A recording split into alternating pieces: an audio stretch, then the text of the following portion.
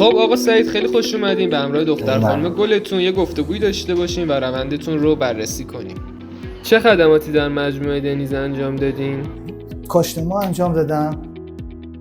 مدت ها بود می‌خواستم این کار رو انجام بدم. هر کیش موبایل دید میگفت آه دیگه پیر شدی، دیگه موهات ریخته. از قبلش فقط یه مقدار انحراف داشتین، مشکل تنفسی به اون صورت نداشتم و خب بعد عمل دیگه کلا اون انحراف هم رفت شد و هیچ مشکلی نبود. بهمون بگین که چطور با دنیز آشنا شدین؟ من زیاد تو اینستا این چیزا نیستم. بچه‌م معمولا هست تو اینستاگرام آدرس اینجا رو داده بودن و تحقیق کرده بودن. راضی بودن که کامنت هایی که اومده بود خوب بود. ما رو حساب همین اومدیم. چی شد که دنیز رو انتخاب کردین؟ هم اومدیم میگم برخورد پرسنل خودتون میدونید از همه چی مهمتره.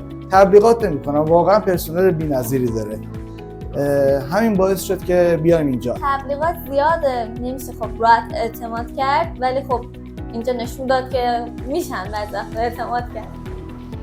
نتیجه عمل رو چطور می‌بینی؟ تو بود اینجای سرم کاملا فولیکولاش از بین رفته، ولی الان می‌بینم داره رشد میکنه. خوشحال. تایمو فیکس کردیم، روز عمل کنم خیلی راحت بود، سر تایم تموم شد.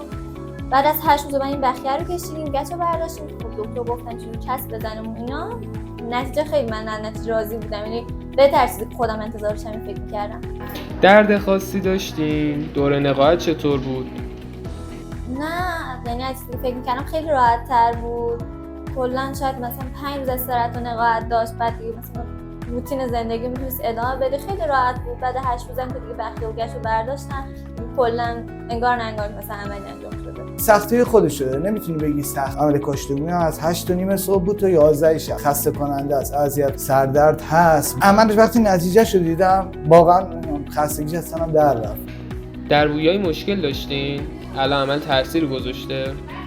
خب در روز اول چشمای بویه یکم رفته بود، خب تازه بود، بینی التهاب داشت، ولی دیگه تنفس و بویا اینا کامل بعد از 10 روز برگشت.